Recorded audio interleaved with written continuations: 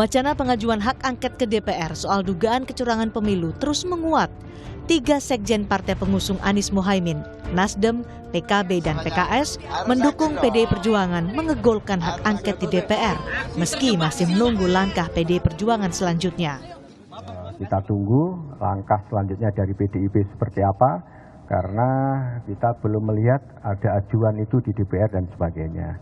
Tapi intinya, demi pemilu yang jujur, adil, berkualitas, dan menghormati serta menegakkan kebenaran dan kedaulatan rakyat, PKB pasti akan bersama mereka yang menjaga dan mengawal kedaulatan rakyat. Berbeda dengan sekjennya, Bendahara Umum Partai Nasdem, Ahmad Saroni bilang penggunaan hak angket akan ditentukan Ketua Umum Partai Politik. Saroni menyebut hingga kini belum ada arahan dari Ketua Umum Nasdem terkait hak angket. Saroni menyebut sikap Capres Anies Baswedan meminta agar parpol pengusungnya mendukung hak angket sebagai bentuk pemikiran saja. Kalau para capres itu 201 dan 03 bicara tentang hak angket, itu adalah ungkapan dari mereka-mereka. Toh mereka kan bagian dari proses. Pemilik dari partai politik adalah masing-masing ketua umum. Nah, ketua umum belum sama sekali memerintahkan angket itu maju atau tidak. Hak angket sebelumnya diusulkan oleh Capres Ganjar Pranowo. Ganjar menyebut hak angket bukanlah gertakan, melainkan cara terbaik dalam menghadapi dugaan kecurangan pemilu. Tapi kami tidak pernah menggertak. Kami menyampaikan cara yang biasa saja. Ada banyak cara sebenarnya, angket boleh atau raker komisi 2 aja deh, segera. Ketika melihat situasi seperti ini, DPR segera raker aja deh. Minimum raker, nanti kesimpulannya bisa apakah ke angket, apakah yang lain. Tapi biar saja kemudian yang punya keinginan untuk angket itu berjalan. Dinamikanya biar berjalan. Ya kalau saya sebenarnya simpel aja. Angket itu adalah cara terbaik ketika kemudian hari ini kondisi pemilunya seperti ini. Pengamat komunikasi politik Universitas Brawijaya, Anang Sujoko menilai hak angket untuk mengoreksi hasil pemilu 2024 adalah saluran komunikasi politik yang sehat. Meskipun dalam menggulirkan hak angket bukanlah sesuatu yang mudah, karena dibutuhkan soliditas partai politik di parlemen. Itu kata kuncinya bicara pada soliditas. Okay. Jadi soliditas pengusul sejauh mana, karena setiap individu akan memiliki suara yang sama. Nah, ketika kita bicara pada soliditas, maka kita akan lihat dulu mana-mana partai politik yang memang memiliki sebuah proses kaderisasi yang cukup kuat. Nah, kalau kita lihat dari koalisi 0301, menurut analisis saya, kekuatan kaderisasi PDIP dan PKS lebih kuat dibanding Nasdem ataupun P3. Nah, pertanyaan selanjutnya adalah bagaimana kemudian yang menginisiasi atau inisiator hak angket itu memastikan soliditas di dalam tim itu sendiri.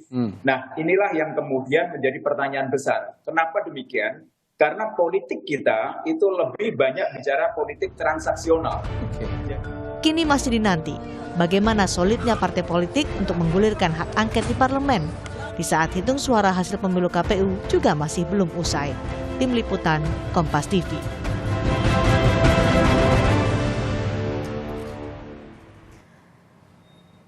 Capres Anies Baswedan dan Capres Ganjar Pranowo mengisyaratkan mendukung hak angket DPR ungkap dugaan kecurangan pemilu. Tapi Bendahara Umum Partai Nasdem Ahmad Saroni bilang penggunaan hak angket di DPR tidak ditentukan calon Presiden Anies. Hak angket ini nyata atau wacana? Sore ini kita akan berbincang dengan Bendahara Umum Partai Nasdem Ahmad Saroni. Ada juga politisi PDI Perjuangan Deddy Sitorus dan pengamat politik Universitas Al-Azhar Indonesia Ujang Komarudin. Selamat sore Bapak-Bapak semuanya. Selamat sore semua. Bang Deddy, Bang Roni. Ya, saya ke Bang Saroni dulu. Bang Saroni, jadi usai tadi Pak Surya bertemu dengan Pak Salim bersama dengan Capres Anies dan juga Cawapres Gus Muhaimin. Jadi ini untuk tentang hak angket kesimpulannya sudah didapat atau malah beda pandangan? Nah, kalau tadi teman-teman lihat press-con-nya Pak Surya, kan kalau kemarin saya bicaranya sore ya, itu belum ada keputusan tentang hak angket iya atau enggak. Tapi sore ini Pak Surya sudah menyampaikan mendukung hak angket melalui proses secara natural. Nah, inilah yang mewujudkan yang dari kemarin saya sampaikan, nunggu arahan ketua umum. Nah, kalau Jadi mendukung tapi prosesnya natural itu gimana tuh Bang? Loh iya, karena kita pada proses natural, satu, kita kan masih reses, tanggal 5 baru masuk. Nah, setelah masuk, barulah kita mulai itu hak angket. Nah, hak angket ini konstitusional kok. Jangan ada yang bilang bahwa yang kalah nggak boleh mengajukan hak angket. Ini kan aneh. Kalau ngelihat tadi misalnya komisioner KPU misalnya Pak Idam, itu kan versinya Pak Idam di lembaganya. Sesuai aturan undang-undang pasti melalui mekanisme yang sudah ada. Bawaslu lah, MK lah, itu proses undang-undang melalui pemilu. Nah sekarang yang dicari tahu sampai ujung secara teknis adalah melalui proses Bawaslu jalan, melalui nanti mekanisme gugatnya lewat MK jalan, tapi yang terpenting ada hak konstitusional yaitu hak angket yang akan digunakan dan Nasdem mendukung, Pak Surya mendukung itu dalam prosesnya. Oke, mendukung adanya hak angket. Berarti artinya ini sama dengan PDI Perjuangan yang juga sama-sama kemungkinan kuat ini akan mendukung juga hak angket, Bang Deddy. Jadi sudah ada satu partai lagi yang kemudian akan merapat untuk menggunakan hak angketnya, Bang Deddy? Ya, saya kira kalau itu terjadi, seluruh rakyat harus bergembira. Ya, tidak saja seluruh rakyat, tapi semua pasangan calon juga harus bergembira. Yang merasa dirinya menang tentu akan menjadi clear apakah pemilu kita memang berkualitas, dilakukan dengan luber dan jurdil. Kemudian yang belum beruntung menjadi pemenang juga merasa puas dan bisa menjelaskan kepada pendukungnya bahwa memang pemilu kali ini sudah berjalan dengan baik. Oke. Nah, itu pertama. Yang kedua, saya setuju dengan Bung Saroni, ini hak konstitusi DPR RI gitu untuk melakukan. Jadi tidak ada yang salah dengan itu dan tidak perlu komentar macam-macam. Apalagi KPU, Bawaslu, termasuk Presiden nggak perlu terlalu komentar kalau menurut saya. Karena ini proses bernegara biasa. Itu adalah proses konstitusional, ada haknya. Jadi nggak usah dikomentarin kalau menurut saya ya. Jadi PDIP Apalagi sama Nasdem ini sudah komunikasi, Bang?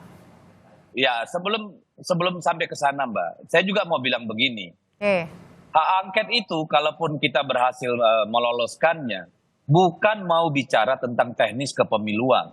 Meskipun kita tidak bisa lepas dari situ. Ini bukan persoalan administrasi yang menjadi ranahnya, katakanlah Bawaslu atau Gakumdu atau KPU, bukan. Bukan juga sengketa hasil yang menjadi ranahnya Mahkamah Konstitusi. Ini adalah proses politik untuk melihat peradaban politik kita kemarin, ya. Peradaban pemilu kita itu sudah benar-benar nggak seperti yang diharapkan rakyat, luber dan jurdil. Apakah memang undang-undang pemilu sudah dijalankan dengan baik? Apakah undang-undang menyangkut TNI Polri sudah dijalankan dengan baik? Apakah undang-undang APBN meskipun tadi sudah disebutkan oleh KPU punya Bawaslu dan MK? Loh kan saya sudah jelaskan, Bawaslu dan MK itu urusannya hasil dan administrasi kepemiluan. Ini lebih jauh dari situ. Ini bukan soal hasil pemilunya, bukan soal ada yang mengadu atau tidak. Tidak ada urusannya dengan itu. Ini adalah suatu upaya kita untuk mengevaluasi bagaimana undang-undang sudah dijalankan, bagaimana lembaga-lembaga terkait pelaksana kepemiluan sudah menjalankan tugas undang-undangnya, bagaimana penyelenggara negara, ya, mulai dari Presiden, Panglima TNI, Kapolri, Menteri Dalam Negeri, pejabat-pejabat gubernur, kepala desa, itu memang menjalankan posisinya, tugas pokok dan fungsinya tanpa melakukan pelanggaran undang-undang. Itu yang kita pengen lihat, bukan hasil pemilu, bukan soal kecurangan, ya bukan. Ini soal bagaimana kita menilai adab pemilu kita kemarin. Supaya kita bisa menarik garis batas yang jelas bagi pemerintahan selanjutnya bahwa pemerintah yang menang, calon yang menang pada pemilu kali ini itu legitimate. Baik. Itu kan kepentingan semua orang. Oke, saya ke Kang Ujang dulu. Kang Ujang, dengan Nasdem yang sudah bersuara mendukung hak angket bersama dengan PDI Perjuangan, ini artinya gimana di internalnya koalisi Jokowi sendiri yang masih ada PDI Perjuangan dan juga Nasdem di dalamnya menteri-menterinya? Ya, kelihatannya begini, ada dua perspektif yang bisa kita baca. Kalau soal koalisi mengamankan pemerintahan Jokowi hingga Oktober 2024, semuanya oke itu. Baik Nasdem, PDIP, dan partai-partai pendukung katakanlah Prabowo Gibran pun sama. Jadi semua sepakat dalam konteks itu. Tetapi dalam konteks koalisi pemilu, ini berbeda ya, dalam konteks dua kubu. Katakanlah yang tadinya 3 kubu sekarang menjadi 2 kubu, karena 01 dan 03 kelihatannya bersepakat untuk tadi ya mendorong hak angket di parlemen. Nah, kelihatannya kubu Nasdem maupun PDIP, katakanlah nanti PKS sikapnya seperti apa, dan PKB juga apakah memang, mohon maaf, serius mendorong itu apa nanti gembos di tengah jalan, kita lihat. Nah, kelihatannya ada dua upaya yang didorong oleh kubu 01 dan 03. Pertama, paralel ya, kubu usaha politik. Nah, usaha politik ini kan perjuangan politik melalui hak angket itu. Karena kelihatannya ya suka tidak suka, senang tidak senang, usaha politik ini harus didorong agar gol kelihatannya dari kubu 01 dan 03 itu. Yang kedua, kelihatannya juga akan menggunakan upaya hukum. Ya, upaya hukum sama, yaitu tadi ya dugaan misalkan sengketa hasil di Mahkamah Konstitusi, dan itu juga sedang dipersiapkan kan oleh kubu 01 dan 03. Kelihatannya dua hal ini paralel berjalan, didorong untuk tadi ya untuk menggolkan upaya Tapi politik. jadi kikuk nggak sih di dalam internal sendiri kabinet, Kang Ujang? Karena kan tadi juga kita sudah dengarkan bersama Menkumham Yasona Lawli yang merupakan juga politisi PDIP juga sudah bersuara mendukung hak angket. Ya, inilah agak sulit kita ya, karena kita melihat ketika Pilpres yang lalu kubu pemerintahan juga berbeda kubu, berbeda kepentingan masing-masing, dan itu ya sah-sah saja, demokrasi saja, tidak boleh kan ada keseragaman dalam konteks berpolitik. Nah, setiap hak-hak apapun itu ya mesti didorong. Tetapi memang yang agak sulit tadi kabinet kita, kabinet Pak Jokowi itu mengalami apa ya, ketidaksolidan misalkan dengan PDIP yang sudah ngambil sikap mengkritisi, lalu katakanlah Nasdem tadi Pak Surya Paloh mengatakan akan mendorong hak angket. Nah, di saat yang sama Golkar sudah mengatakan Pak Erlangga akan menolak, PAN juga sama akan menolak. Ya, tinggal kita melihat nanti adu kuat, apakah memang hak angket ini akan bergulir, apakah akan terblok ya oleh kekuatan pemerintah koalisi pendukung Jokowi Maruf Amin maupun pendukung Prabowo Gibran. Soal koalisi, dukungan koalisi yang kuat atau enggak nih Bang Saroni, kan kalau waktu itu kemarin Pak Jokowi dan Pak Surya juga bertemu kan. Nah, itu bahas nggak sih sebenarnya soal hak angket ini? Nah, kalau balik lagi tentang masalah pertemuan dua tokoh ya antara presiden dan ketua umum saya, itu hanya dua orang itu aja yang tahu. Karena waktunya hampir berdekatan nih, Bang. Iya, karena politik itu sangat dinamis. Konteksnya juga ramai ini kan. Ya, Bang Deddy tadi sampaikan bahwa idenya adalah bagaimana hak angket ini digulirkan untuk kepentingan pada proporsional yang legitimate. Jangan sampai hasil pemilu yang dihasilkan adalah hasil pada catatan merah yang luar biasa. Nah, ini yang kita hindari. Toh, ini adalah hak angket, haknya konstitusional yang wajib dijalankan. Kalau misalnya Golkar, PAN, udah pasti menolak lah dia. Nggak mungkin enggak. Tapi kalau Nasdem, udah jelas. Tadi sore, udah dikasih lampu hijau ya? Sudah menyampaikan langsung. Dari kemarin kan kita nggak berani menyampaikan itu kalau enggak ketua umumnya yang menyampaikan langsung. Misalnya PDIP, Bang Deddy Sitaurus juga sama mendorong ini barang. Karena apa? Kita pengen transparansi, bukan terkait hasil pemilunya. Bagaimana secara teknis, bagaimana secara aturannya dalam proporsional ini kita buka secara transparan. Nah, masyarakat menonton ini supaya apa yang menjadi hak angket ini adalah ditonton sama masyarakat para pendukung paslon masing-masing, baik paslon nomor 1 dan 03.